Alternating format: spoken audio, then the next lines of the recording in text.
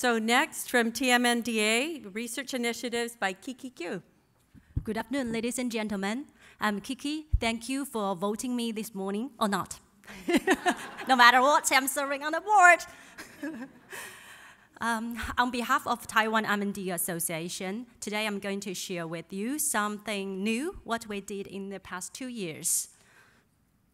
Our organization celebrated the 20th anniversary this summer, and it's a big year for us because it's a milestone for an organization. As a service-oriented organization, we spend most of our resources, specifically over 80% of our funding, on providing better care and service to PALs. In the first 10 years, we educated PALs and the public about the disease. For the second decade, we focused on developing a holistic care and service model, facilitating care and service delivery to home in terms of PT, OT, RT, nutritionist, and a speech-language therapist. Because in Taiwan, over 85% of PALs choose to stay at home. With the first PAL, Tom Chen, my husband, my boss, elected president last year, this organization embraced a new vigor and momentum, that is, promoting ALS research. In order to promote ALS research, we launched an ALS award last year, targeting at 2 groups of people, graduate students and ALS researchers. This award aims at recognizing those who do ALS research silently, and we have an advisory board to give their professional opinions. At the same time, we encourage and inspire the young students, master and PhD students, to have interest in ALS-related studies. And the chair of the advisory board here today, Dr. Tsai. Dr. Tsai, could you show up your hand to us? Dr. Tsai has been committed in this field for over 20 years, and he is also our founding president. And he introduced a lot of young researchers to committed in the ALS research. This picture was taken last year. The first ALS Research Award was held on the Global ALS Day. There are 4 researchers got the award. This year, the scope of the award has been expanded from pure academic research to broader aspects, including clinic care, literature, social service, hospice care, and assistive technology. 8 winners got this award. On the Global ALS Day, we have this award ceremony. We invited the Vice President of Taiwan, Dr. Chen Jianren, with a medical background, and also the Nobel laureate, Dr. Yuan T. Li, whose advisor was living with ALS for a couple of decades. And both of them inspired the young researchers to work harder to find a cure. Currently, our organization supports 4 projects, including National Health Insurance Database Analysis, Model Imagery Brain-Computer Interface System, and the local ALS genetic study. And the last one is eye-controlled communication application. Next, I'm going to introduce a little further about 4 projects. The first one, we collaborate with the National Taiwan Normal University. Actually, Rod asked me what is normal. It's called, actually, this university, they cultivate the future teachers or trainers. This project monitors the epidemiological indicators of ALS, such as incidence, prevalence, mortality, and medical cost. And also explore the relationship between diabetes and the hypoglycemic drugs and the incidence of ALS. It used 2 databases. One is the National Health Insurance, and the other is the Serious Disabling Disease. And it focuses on the data from the January 1st, 2009 to December 31, 2012, and 477 patients' data was studied. The second project is a brain-computer interface system. This technology aims at serving the late-stage PALS and assisting them to communicate their daily needs and care needs. The first stage was already finished with over 90% accuracy compared to the lower than 80% for all other researches. Paper published on Sensor, the summer issue this year. Currently, the lab works to optimize the algorithm and produce low-cost devices to invite PALS to test and feedback. It is expected the whole system, can cost down to less than $1,000 US. Here shows how does it work. This system will find out the best subject-dependent 5 EEG channels among 30 channels. And also this module in the middle of this, in the slides. This module was developed by the lab itself. It's a multi-channel EEG acquisition and processing module.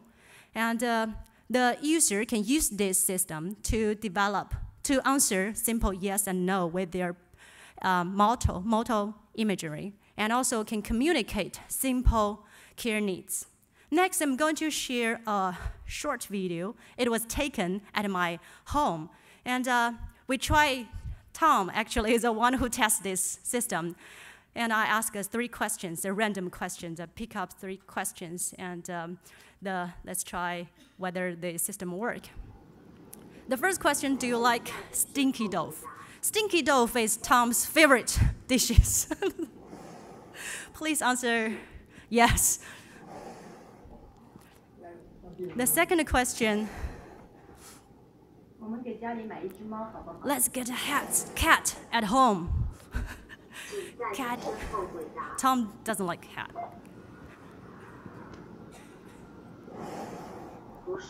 No. The last question is tricky. Actually, Tom wants to show me around Taiwan Island, so I asked him whether let's travel around the island. I expect him to answer yes. No. So the student just curious whether it's give the wrong answer. Really? Are you sure you don't want to travel around? Tom said it's too troublesome for his current situation. This system used motor imagery. Just thinking, because most of PALS, they have been living with the ALS for many years, they lost the function of movement of their body, but they can still imagine like this motion. So they use this motion to trigger the switch. And the third project is Taiwan local ALS genetics study. This doctor is actually Dr. Tsai's student, and he is a doctor from Taipei Venturan General Hospital. This project, we got 60% fund from the government, and it's mainly on mutation screening of the natural history, analysis and genetic study for ALS in Taiwan. And a 4-year project will recruit 160 ALS patients and tracking every half year. And a database will be built on the local ALS patients' clinical attributes and also the natural evaluation history. And this project will provide gene test for ALS patients for free. And the last one is eye-controlled fast communication application. I'd like to tell a simple story about this application. The developer, the designer, and also the engineer is here today. His father was living with ALS, but lost the best communication chance and didn't get the best treatment. And this engineer lost his father. So he wants to develop a system that will help PALS to communicate their needs instantly within less than 3 steps. The engineer is here, Go Long, Mr. Go.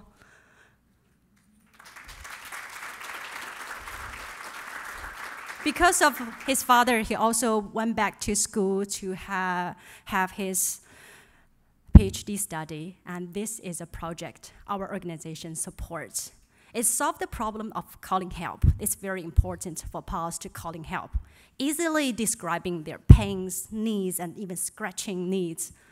The application feature includes a visualized UI and user interface, and also they customize the system. The system can customize according to different PALS daily care needs, and it's very easy to operate. Just use a blink of eyes.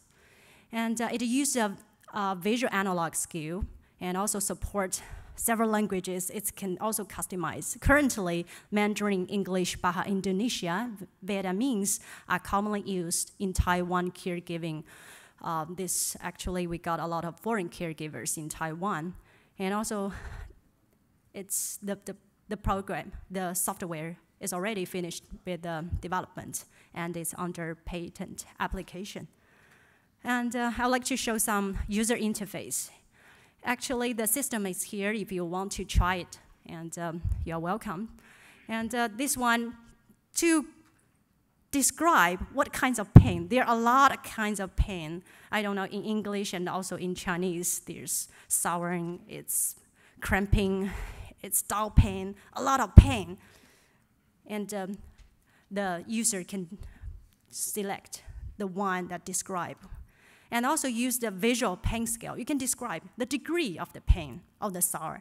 The mild, or moderate, or it's worse, it's severe. And also it has the 3D graph and the human body. It can zoom in and zoom out and the whole body. And it can even zoom into the fingertips. It's very hard to describe its inching in the fingertips for language, but with visual, with picture, with a graph, it's easy to describe. So it's amazing for this system. I would encourage you to try it. Next, I'm going to share with you beautiful verses from our PALS. That's why we work hard together. That's why we are here today. I want to have a kid who will carry on both your gracefulness and gentleness, but not my disease. She is the dearest in my life. I want to know what she is thinking. However, she could hardly move her eyes. I want to hear my father tells me, "Son, I'm proud of you." However, he could hardly utter any word. She said she missed my pancakes so much. I want to cook breakfast for her. However, she could hardly eating anything. She said she loves motorcycling with me. I want to take her around the island. However, what I could do is just lying on bed all day long. If I could make one wish only, I wish there would be no ALS. The wish seems like a faint light, too far away to reach.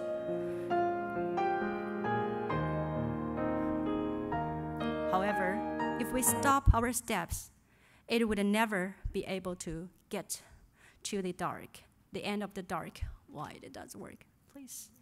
No matter how small every step is, at least we are approaching the light, the direction of light. Earnestly, we pray the day when the world is free of ALS coming soon. That's the earnest prayer from the bottom hearts of people living with ALS, and also the heart of all of us. We pray together, and also we work together, we fight against together. That's the momentum, that's the drive why we are here. This is a call for all of you. Let's fight against ALS together. Thank you.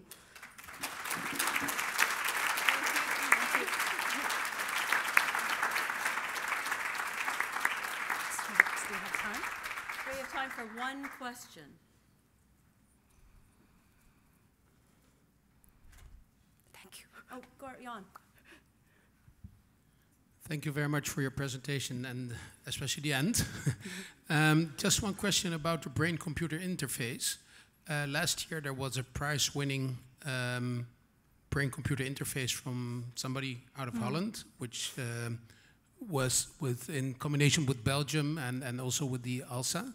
Do you have contact with each other, like these brain-computer interfaces? Like the things are going on in Taiwan and the things going on, this example then in Holland. Do you have contact with each other about that? Actually, I talked with the professor who is hosting this project. They told me it's called the brain-computer system, but the mechanism is totally different. It's used different. This one uses motor imagery.